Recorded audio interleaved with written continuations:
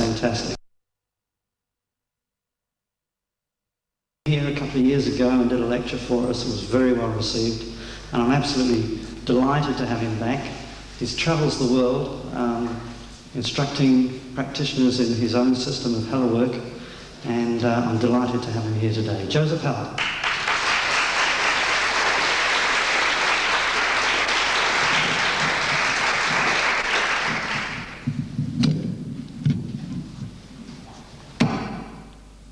Sorry about that.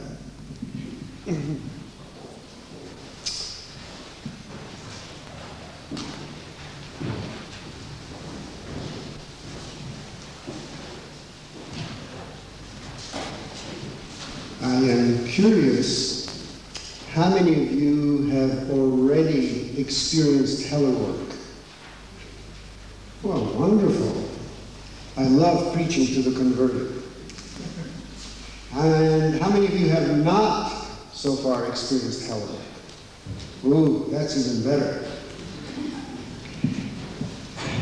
Before I get started telling you what Hellen work is about, I would like to ask you a couple of things. Number one, I would like to ask you to have fun. Now, I know that sounds a little frivolous, given that we're here to learn about something as serious as health and body work and so on. But I want you to know that, as far as I'm concerned, the best way, the most natural way that we have of learning anything is by having fun. If you look in nature, you'll see that the young ones of every species learn everything they need to know about life simply by playing. Unfortunately, we haven't been as smart as nature, and we have made learning hard, strenuous, grounds for failure. So I really would like for you to have fun, and if you're not having fun, complain. Okay? Yes? Yeah. Good. The second thing I'd like to ask you to do is to ask questions. I know that you are here because you want to find out about Hellen work. And I'm here because you want to find out about Hellen work. So if you ask me what you want to find out about, we'll get to it that much quicker. Okay? Now, in the field of health in general, one of the things that we have to deal with is stress. Stress is one of the factors in life that causes distress, ill health. Now, I want to be careful here that I don't give you the idea that all stress is bad. We seem to, like most other living organisms, we seem to require a little bit of a challenge, a little bit of normal stress to thrive in life. People who don't have any kind of challenges and so on tend to vegetate and not do much. But at some point, if stress accumulates past our ability to deal with it in the normal course of life, it becomes distress. And what I have found in the course of, let's see, it's about 20 years now that I've been doing this kind of work, is that no matter what the source of the stress, meaning whether the stress is physical, whether it's psychological, emotional, I suppose you could even have spiritual stress. The net result is that it accumulates in the body. And it accumulates in the body in the form of tension and rigidity of the so-called soft tissues. Now, the reason I say so-called soft tissues is because as those of you who work with people's bodies have probably found out by now, it is amazing how hard those so-called soft tissues can get.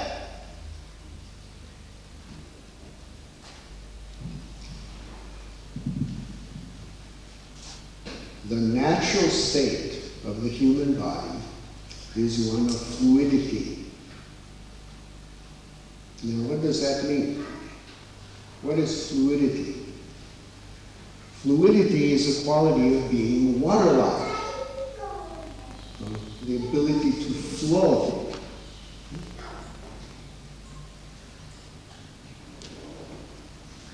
Why am I so categorically positive that the natural state of the human body is one of fluidity? You might ask. Did God call me and did she whisper in my ear? No. How do you know she's here? That's a good question, too. She's black.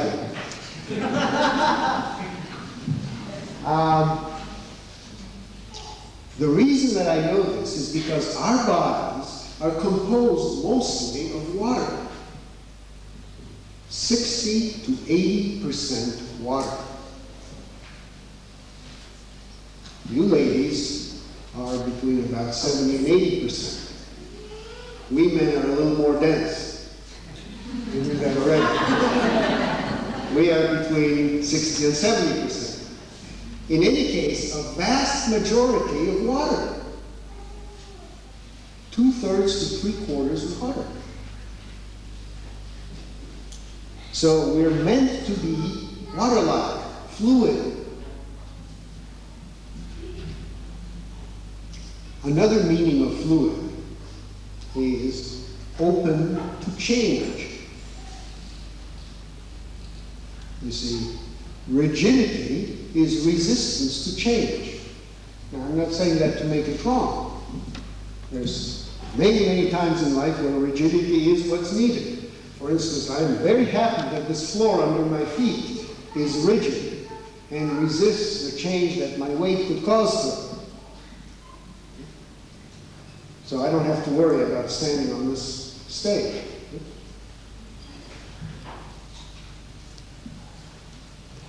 There are parts of the human body that are meant to be rigid, and those are already rigid. Those are the bones.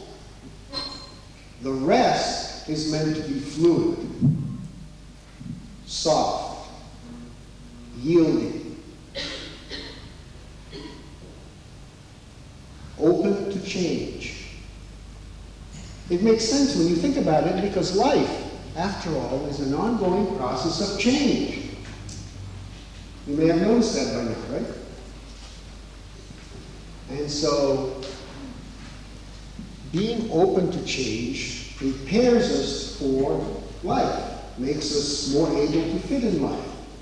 Unfortunately, we live in this culture that believes, that teaches us, that strength comes from rigidity. When you think about strength, you think of things like steel, cement, and so on. Now, there's no denying that there is strength there, but that is not the kind of strength that the human body was made for. The human body is made for the strength of fluidity, the strength of the proverbial bamboo reed that bends in the wind and doesn't break. You may have all heard the fact that, or the saying that babies and drunks don't hurt themselves when they fall. Well, the reason is because they stay fluid, they stay relaxed. And the fluid portions of the body can absorb a lot of impact, a lot of shock. But if you rigidify yourself, if you tense up at the moment of falling, then you're more likely to hurt yourself. Any questions so far? Yes? How do you define or how do you diagnose the point of distress so that you can counteract it, that fine line between that stress and distress? I'll repeat the question. What's your name? Kevin was asking, how do you know when you cross the boundary from stress to distress? An excellent question. Mostly, I mean, the best answer I can give you is by being aware of your body. Now, that sounds very simple. And all of us, to a degree, have awareness of our bodies. But in many cases, not enough. Not enough because in this culture of ours, we've gotten all up in the head. I want you to know I'm an expert on this subject. Really. I have a degree in mathematics from one of the best universities in the United States. And I was an aerospace engineer for about 10 years. Literally spaced out. My view of my body at that time was that it was mostly there to carry my head around. Because I knew, as did most of the people around me, that everything important happened up here. In that state of mind, or in that state of body mind, I should say, I was not very aware of my body. I thought I was. I mean, if you had asked me at the time, I would have said, oh yeah, of course, I'm aware. But the truth is, by looking back, I can tell you, I was not very aware at all. I was drinking between 15 and 20 cups of coffee a day and didn't feel like it caused any harm, meaning I couldn't feel the distress that caused in my body. I didn't do anything physical at all, and I didn't feel that the accumulation of rigidity and tension that encouraged in my body. And then one day, I came to a Rolfing demonstration. You may have heard of Rolfing. And being a kind of curious person, I volunteered to be the model at that demonstration. Now, to be honest with you, I volunteered to be the model because I already knew I did not want to be Rolf. I had heard about how painful it was. It was very expensive. I didn't need it anyway, etc. So I thought here was a great opportunity for me to get a session for free and then be able to tell all my friends, well, yeah, I tried it, but it was nothing. So I lay down on the, actually it was on the floor in this particular demonstration, and the Rolfer proceeded to work on me, and I proceeded to scream like a bored pig for the rest of that session. Now, it really wasn't all that painful, but I was involved at the time in a kind of therapy called bioenergetics. You may have heard about it. And bioenergetics involves, really expressing your feelings with your whole body. So anytime there was a little pain, I'd go, ah! All the people in the audience were gripping their chairs. Probably scared them away from Rolfing for the rest of their life.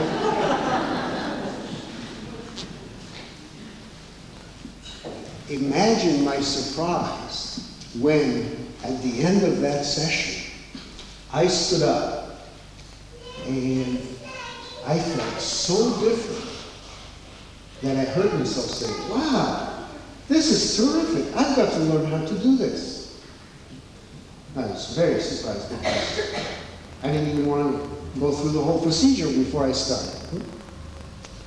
So what was it that was so different? Well, it's hard to put into words, but the best way I can say it is that all of a sudden, in the space of a little over an hour, I had gone from being up here to being in a body. Suddenly, I had an awareness of myself as being truly embodied.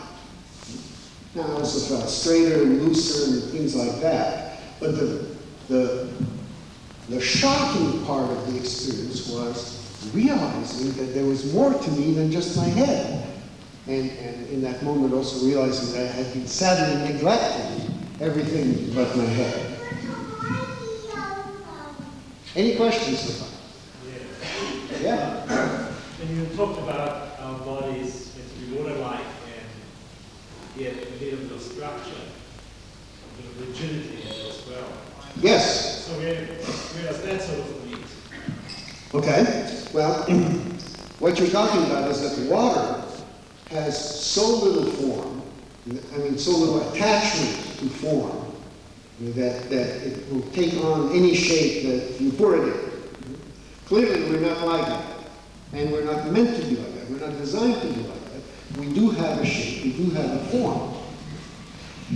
That structure is the result of the combination of the hard elements, the bones, and the fluid elements, the soft tissues. Particularly, a part of the soft tissues called the connective tissues.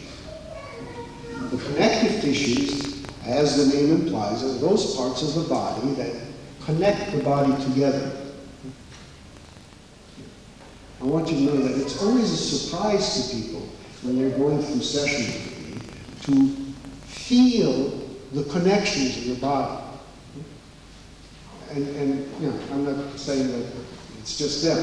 When I'm receiving sessions, I always get surprised the same way. Someone will be working on my leg, and suddenly I'll feel a release in my side. And I'll go, wow, I felt it up here.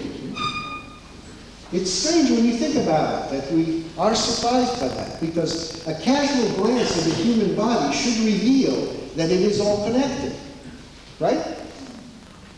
And yet the experience of it surprises us because we forget that. We forget that it's all connected, that it's all together. I feel that that is the physical expression of a psychological fear. The psychological fear is the fear of falling apart. How we express that is by holding our bodies together,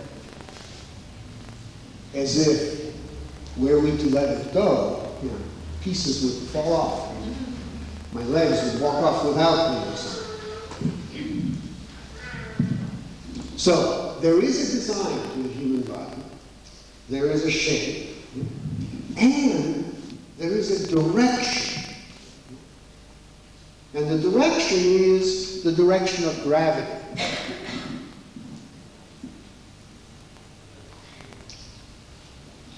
So, let me tell you, let me get more into Hellen work as a system.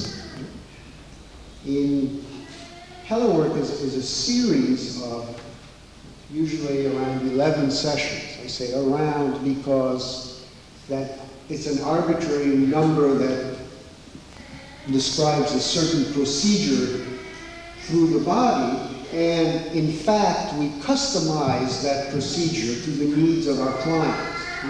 So with some people we need to repeat a session or expand the series and so on. But generally around 11 sessions of body work, deep tissue body work, movement education, and dialogue along psychological or emotional issues.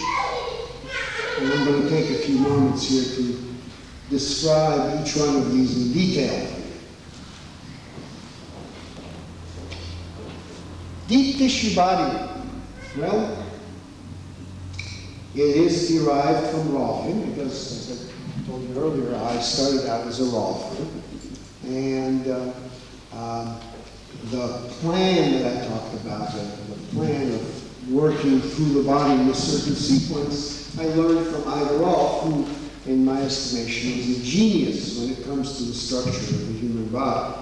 And frankly, I don't know that I have added much to what she taught me in that department. It is a plan that works well, that plan of 11 sessions.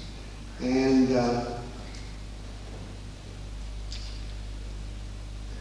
I like to make, this is a little aside here, but I like to make comparisons with automobiles, because we all relate quite a bit to automobiles, and in my estimation, most people take better care of their cars than they do of their bodies.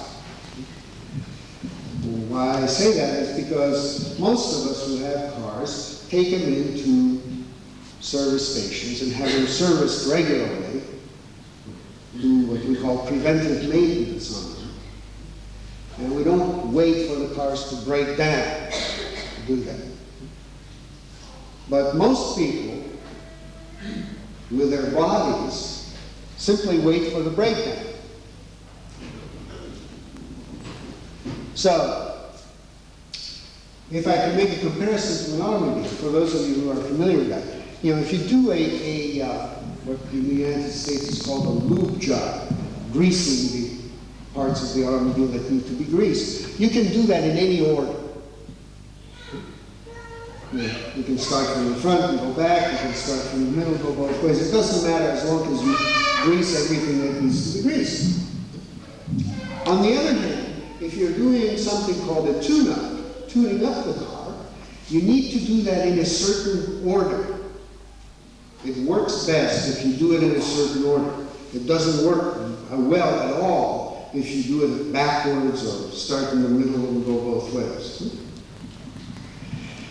So similarly, the procedure of aligning the body works best when you do it in a certain order. And that's where the genius of Ida Rolf came, is that she was able to figure out, through her own experience, the order.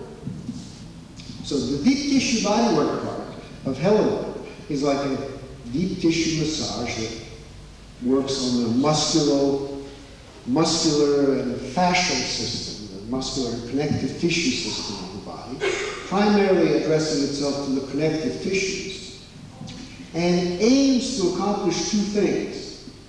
Number one, to reduce the tension and rigidity that has accumulated over the years in your body.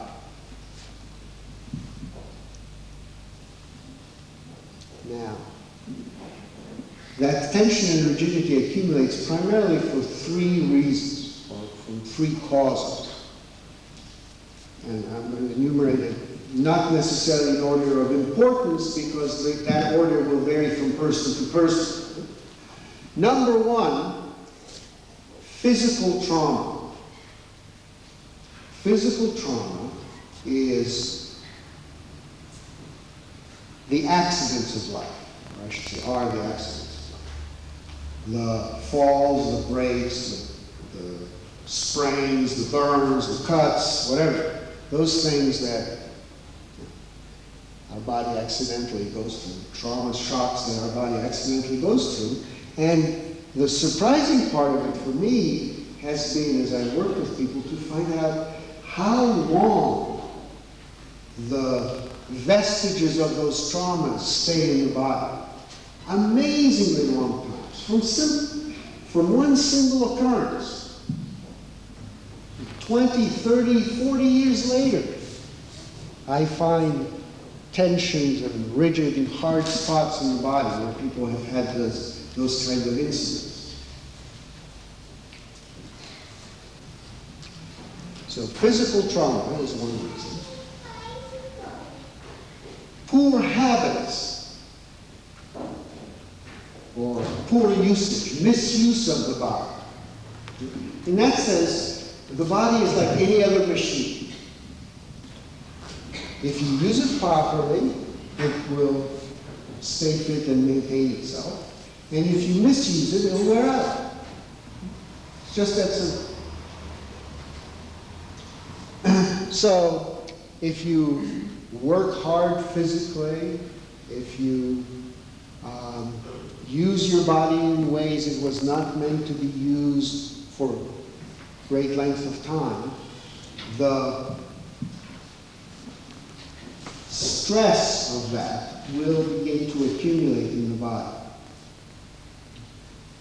So let's say if you are an accountant and you spend your time sitting at a desk like this, stooped over, doing your numbers, and you do this for 25 years, and you get up to go home, you look like this. Now, in a sense, that's a tribute to the adaptability of the body. It's like if the body says, oh, you're going to do this. Great. Let's just reshape ourselves into this shape.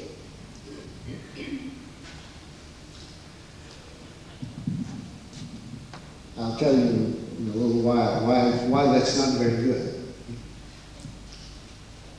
So the second cause is misuse, poor use. The third cause is emotional trauma. Emotion. If you listen to the word emotion, it contains the word motion. It's actually, E is a prefix for outward. It's outward motion. In other words, the word recognizes that we express our feelings through our bodies. When we're sad, we want to cry. When we're happy, we want to laugh. When we're scared, we want to run. When we're angry, we want to hit or throw or yell or whatever. So, when you repress the expression of emotions, you do it subconsciously by tightening up the musculature that would be involved in that expression. So, for instance, if we're talking about anger, the natural expression of anger, like I say, is yelling, hitting, throwing.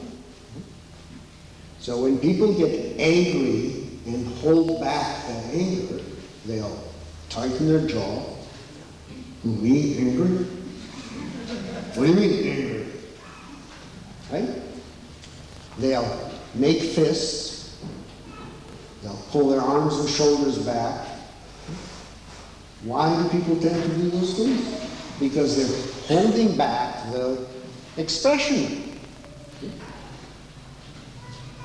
Now, if you do that once or twice, or even a dozen or 2 dozen times, not much will happen. But if you do that as an ongoing pattern in your life, for a few years, let's say, then that holding will begin to accumulate in the body.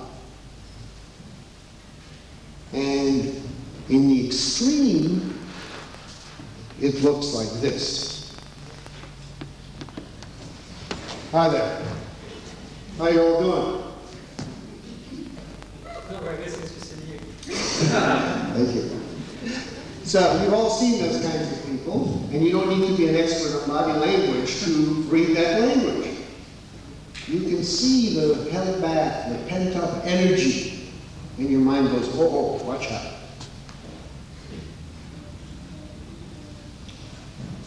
So, those are the main ways in which we accumulate tension and rigidity. Yes, Kevin? Sorry to interrupt you. If you Don't be sorry. You can come back to this point if you want.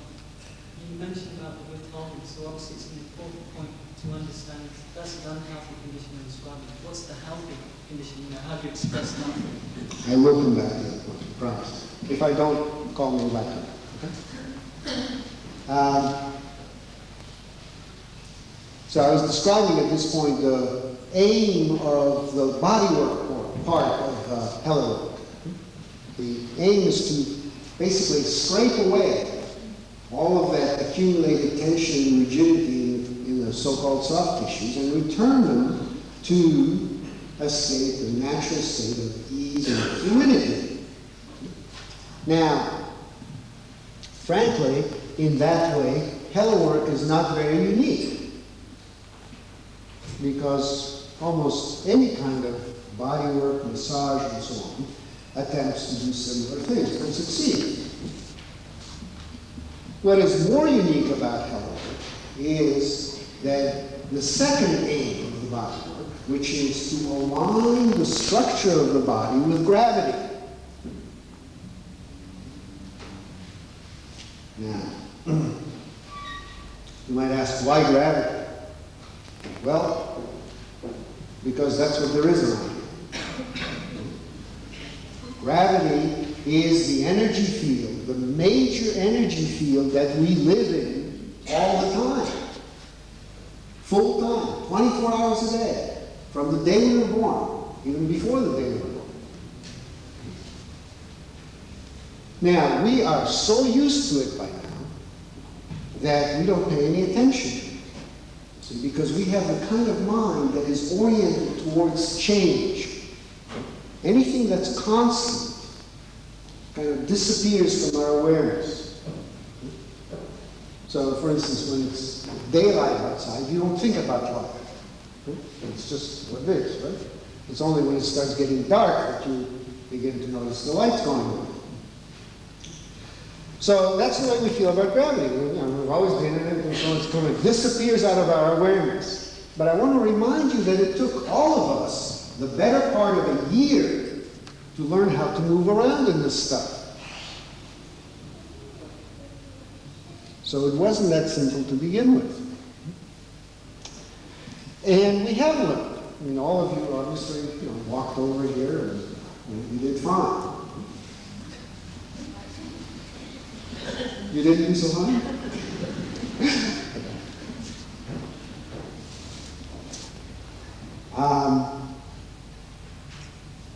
All of us, in a way, are aligned enough so we're not just falling over. So what I'm talking about is an alignment with gravity that's optimal.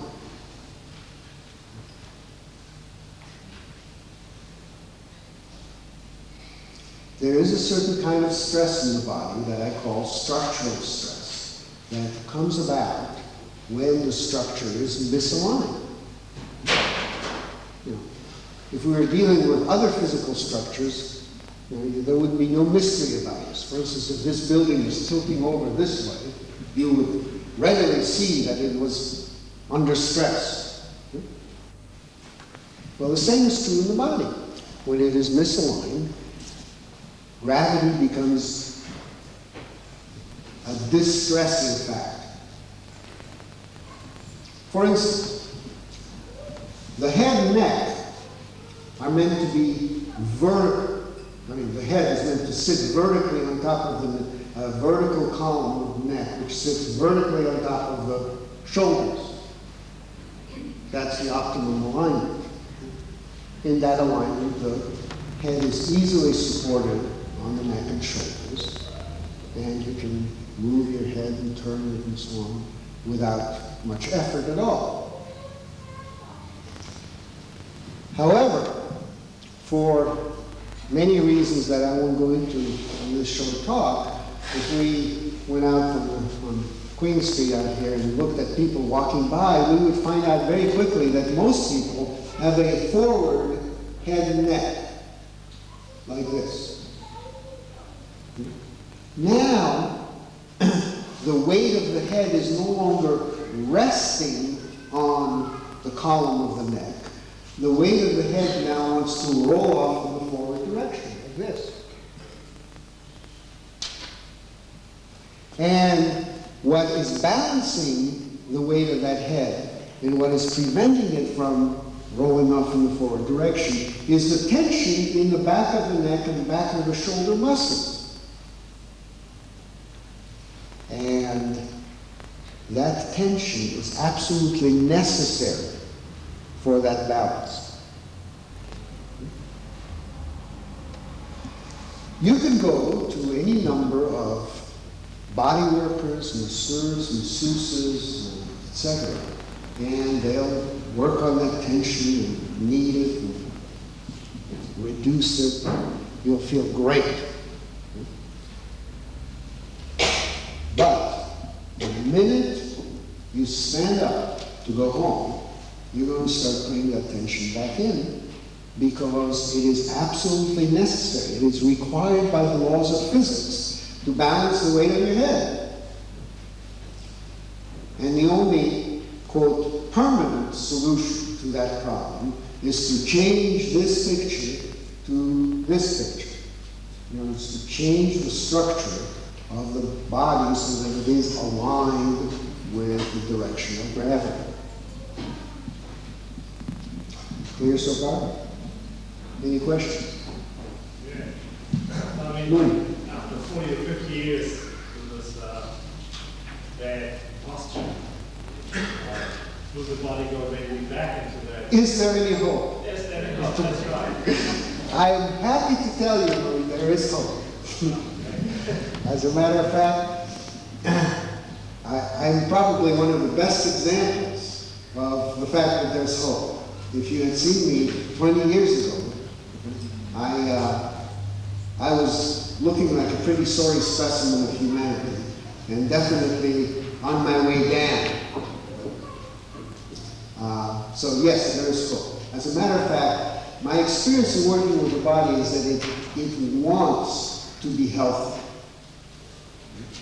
And that if you come along and help it in any way, you go, thank God.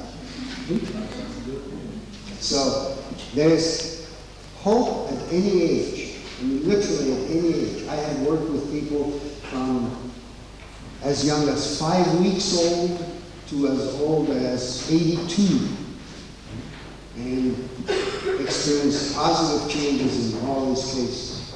So yes, thank God there's hope. Now, on the realistic side, obviously the longer you've been in this way, the more work it will take to erase the effects of it. But it can be done. Okay, so the bodywork part, just to summarize, is a deep tissue massage that aims to reduce the tension and rigidity in the soft tissues and to realign the body with the direction of gravity. And basically, that's what Rolfing was. That's where I started. And, you know, as a Rolfer, I produced very good results, and my clients were very happy and would go home and feel better and so on. But they'd come back, let's say, a year or 2 years later for some touch-up work, and most often they'd say, you know, I've lost it. I was not very pleased with that. And they definitely were not very pleased with that. So I began to think about, you know, how come it's not, quote, holding?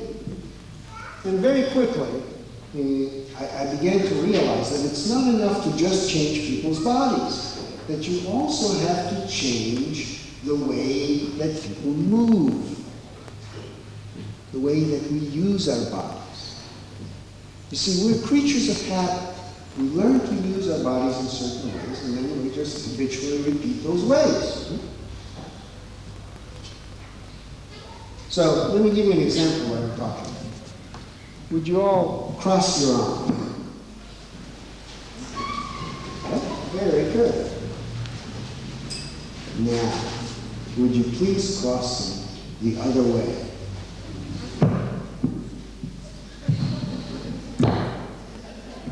How many of you experienced some hesitation or a little wavering going the other way, right? That's a good example of habit. You see, it's clear that the body is pretty symmetrical, and that ideally there should be no difference from one side to the other. But you have trained yourself through repetition to cross your arms in just one way that has now become so much your way that when I said cross your arms, most of you, I'm sure, did not even think about two ways, right? You just did it. And it wasn't until I said do it the other way that you went, oh yeah, there's another way. Now I want to reassure you, you can live happily ever after, crossing your arms just one way. It is not any kind of major imbalance in life, and you don't have to correct it. But there are other habits, other ways in which we use your body that may be more destructive, more distressful to your organism.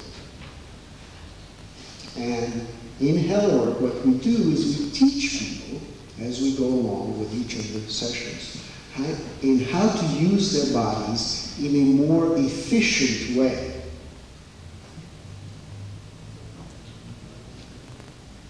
I want to emphasize here that what we're talking about is efficiency. We're not talking about good or bad.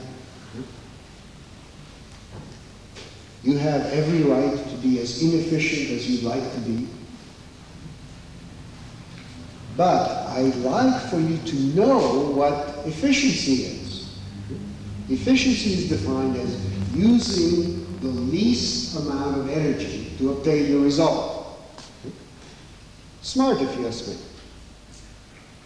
So it's good to know that. What I'm talking about is very simple, very down to earth. You know, I'm talking about good movements of everyday life. How to stand, how to walk, how to sit, how to stand up from sitting, things like that. Because from my point of view, it's in how you use your body after it is realigned. That's what's going to make the difference. That's what's going to keep the results for you, the results of the realignment, and even improve on them. Again, what I'm talking about is very, very simple and down to earth. And at this point, I'd like to show you something. I don't mean that I'm going to do it. I want to have you do it so that you have an experience, because truly we learn mostly by experience. That's one of the things that our school system hasn't recognized yet. In another 2,000 years they may. If you give me the idea that I have a jaded view of the school system, you're right. So let's have a little experience of what I'm talking about here. We're going to deal with sitting, since that's what most of us are doing. Actually, I'm the only one that's standing around. So I'm going to join you. I'm going to sit. Looks comfy, doesn't it? Sloppy. Now how can you say that? Okay. What is sitting? Sitting involves supporting your chest on your pelvis. Why is that? Because the pelvis is the next thing under your chest, and so it provides the support for it.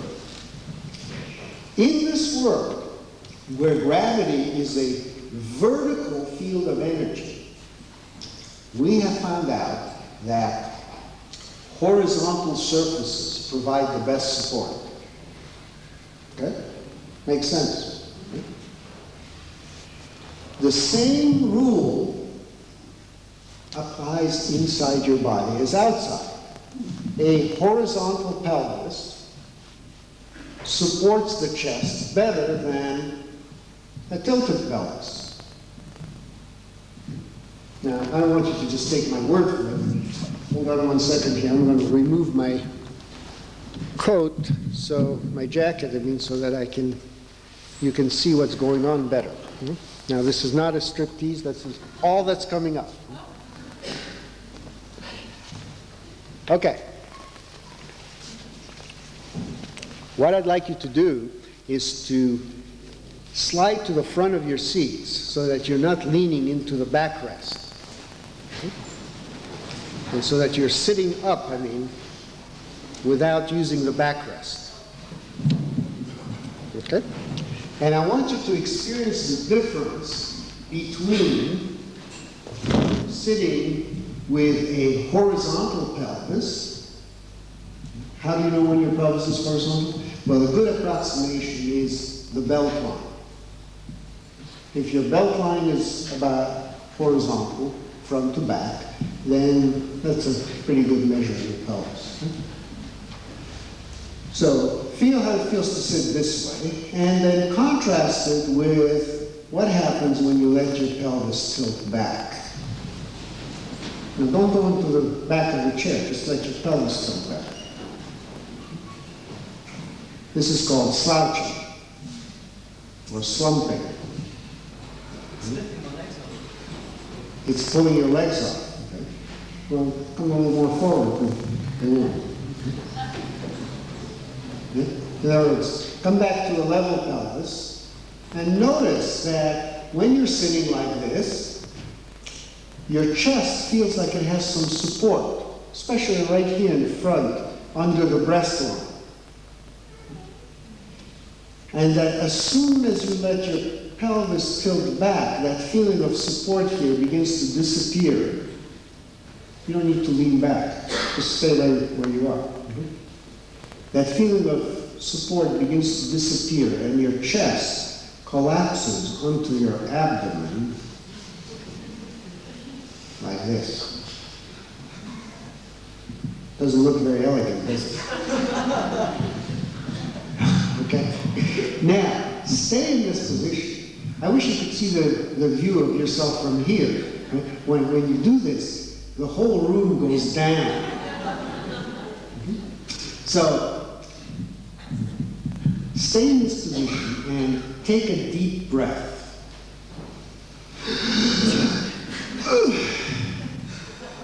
Fat chest. Right? Now come back to a level pelvis. And now take a deep breath.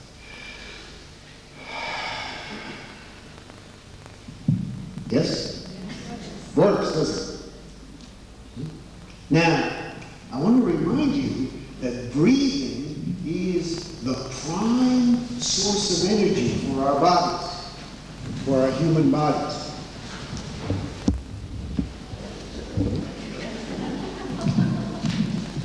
You look better without the jacket. Thank you. You thought I looked better without the jacket? Let's take a vote. How many say yes? How many say no? You win. All right, I'll keep it up. I said breathing is the prime source of energy for our bodies.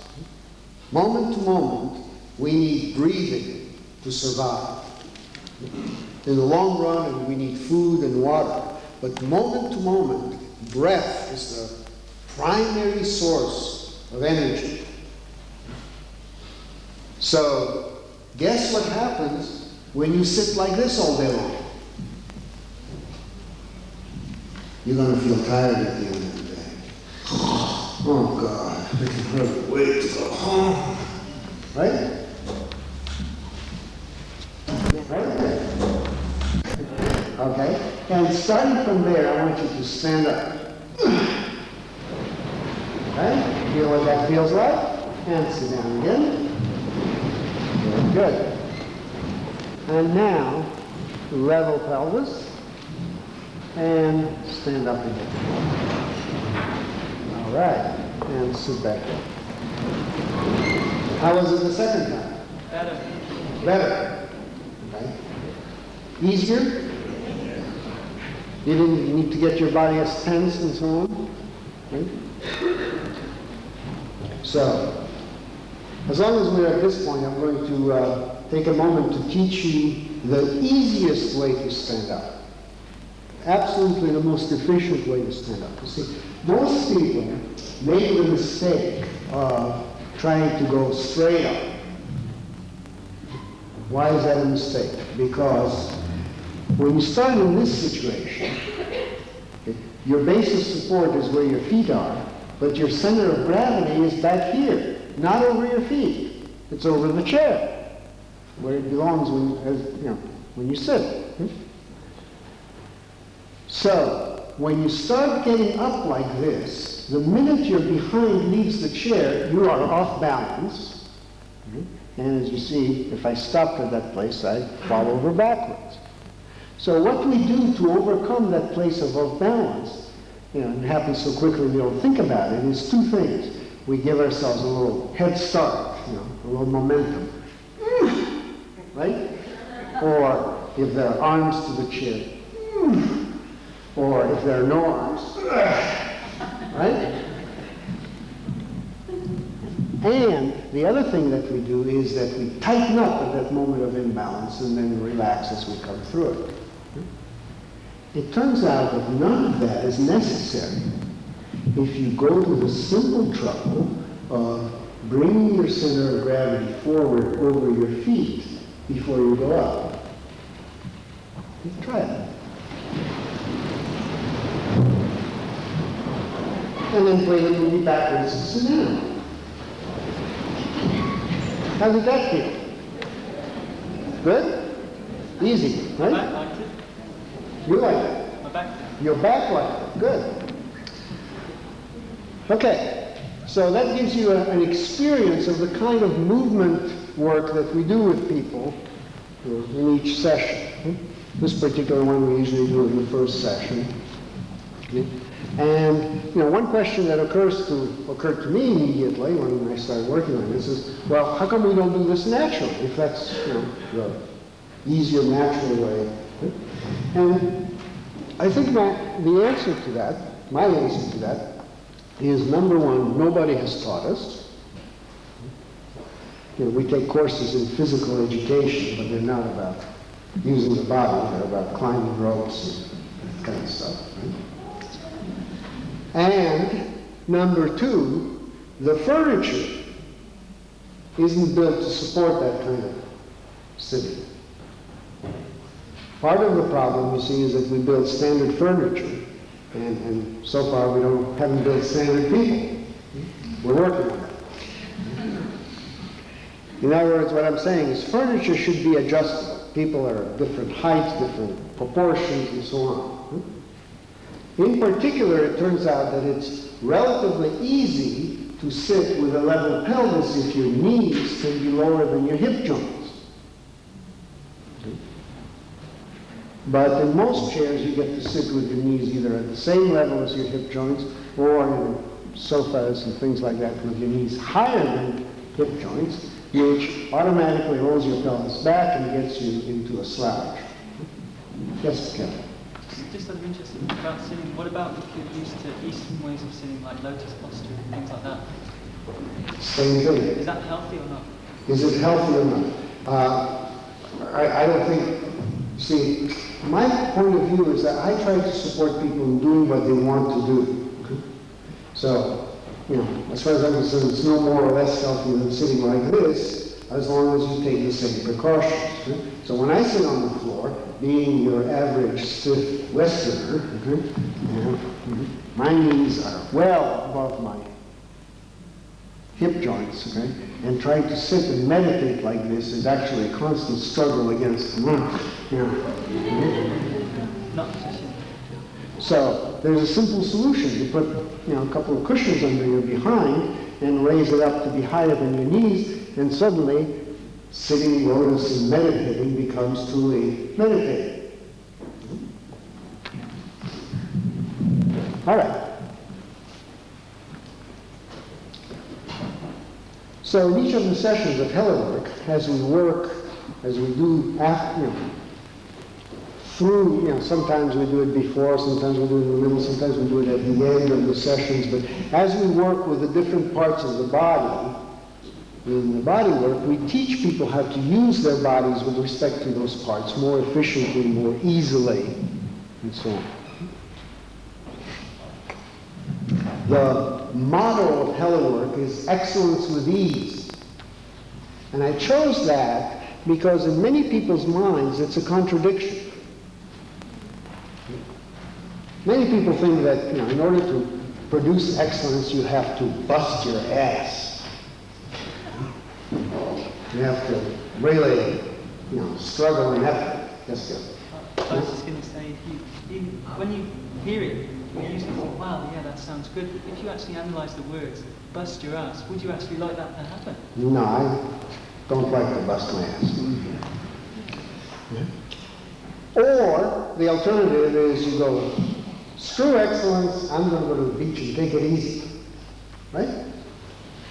Well, I don't believe that that's a choice. I believe there's another choice, which is to produce excellence with ease. And actually, the human body itself is a magnificent example of that. The body in its natural state does its job excellently and with great ease.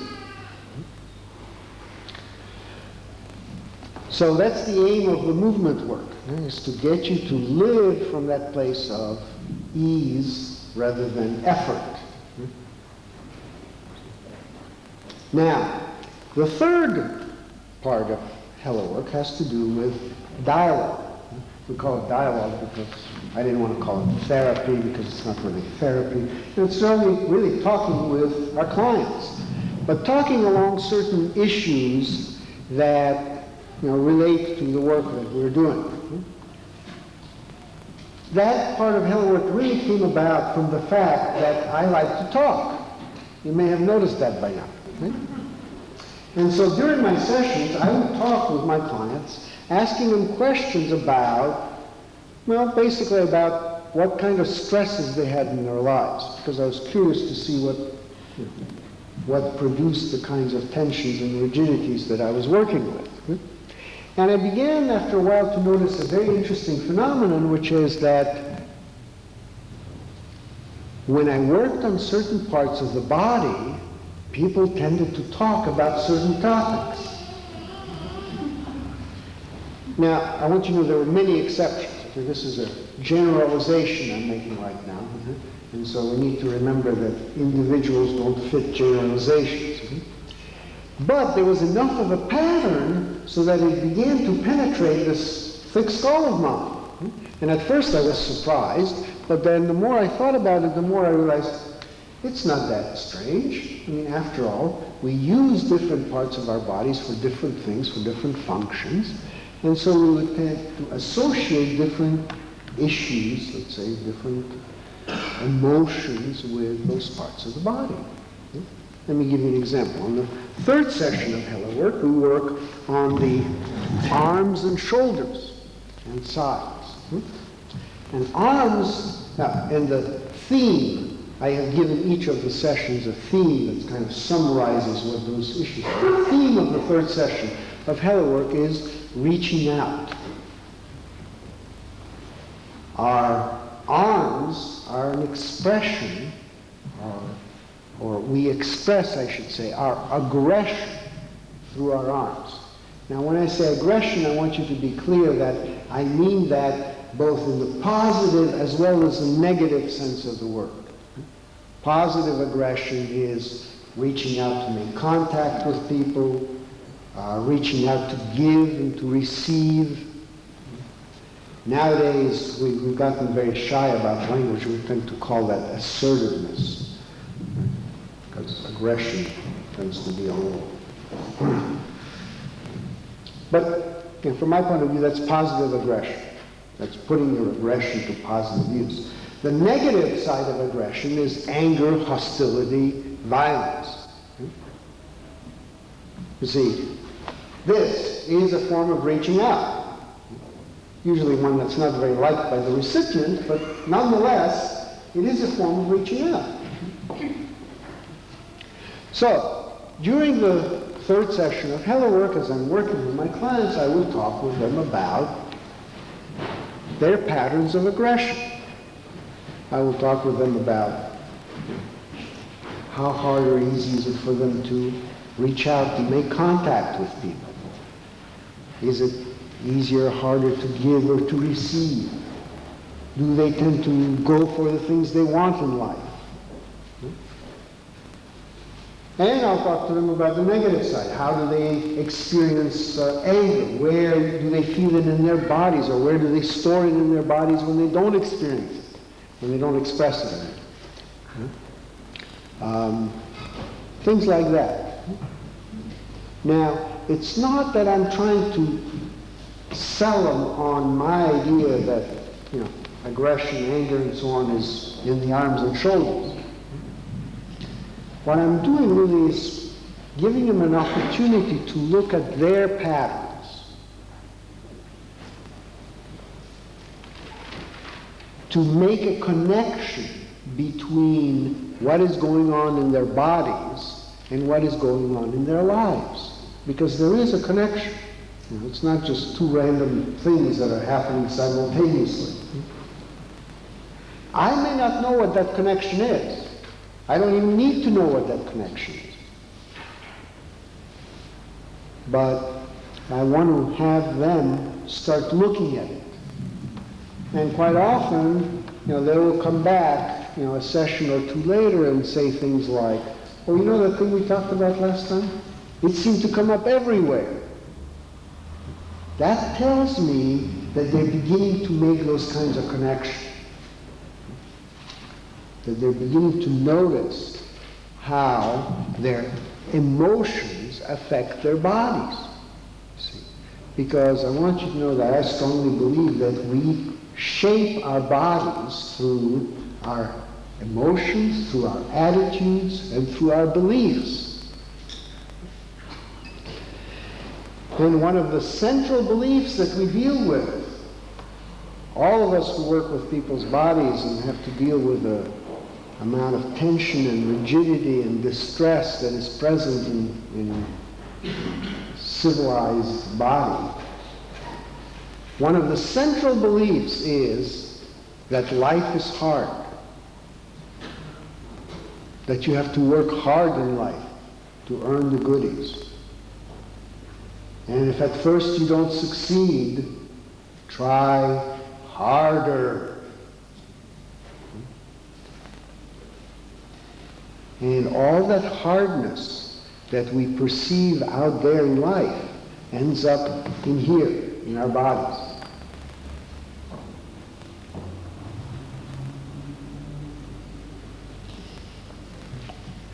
You see, the truth is that life is neither hard nor easy.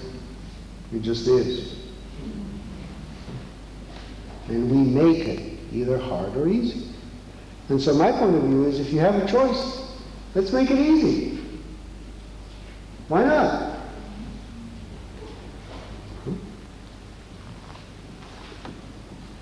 So, to summarize, we're fast running out of time here.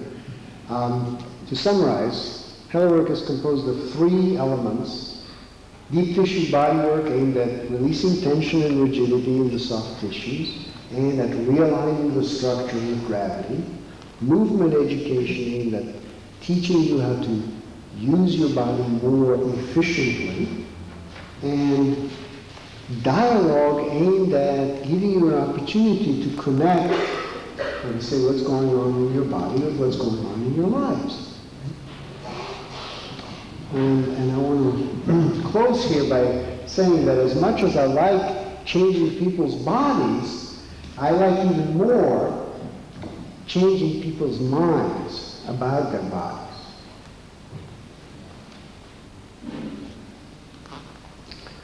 You see, I believe that we all carry certain sets of assumptions about our bodies.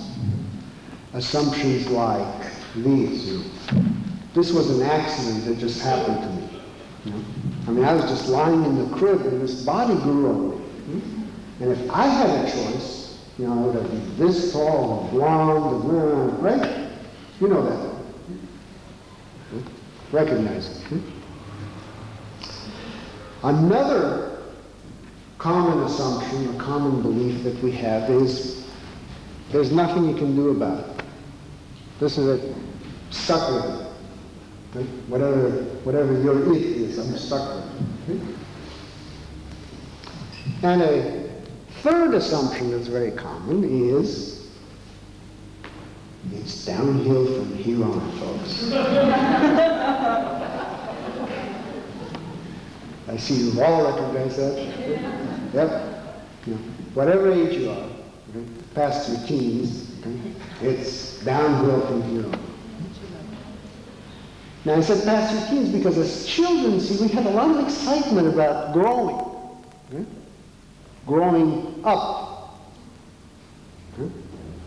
And there, somewhere past the teens, we start having the feeling of growing down. Right? And so I want you to know my point of view is that the growth of the body never stops till the day you die. Literally. Except for height, all of the other processes that went on when we were, quote, growing up are still going on.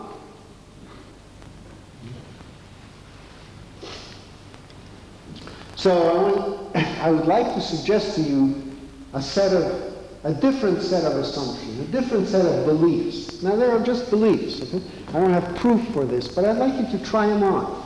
Because maybe you'll like them and you'll want to keep them. So one belief is that we grow our bodies to fit our acting life. Now, I'm not denying that there are certain hereditary and genetic factors. Okay? that you don't have choice over. But I'm saying that a lot of the shape and the way that we use our bodies and the way we move and the way we look is from the way we shaped ourselves to fit whatever act we wanted to fit, you know, the tough act, or the sweet act, or, you know, whatever it was. You see, that's not the problem. I mean, that's just the way it is. The problem comes that we get stuck in last year's act, or the one from back in high school, or college, or the first job, or whatever it was. You know, and it's now 20 years later, but we're still playing out that act.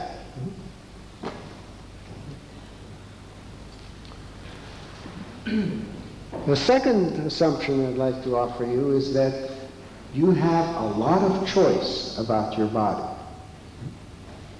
Now, not about the color of your eyes or your hair or your height, but about the shape of it, the way you use it, the way you feel in it,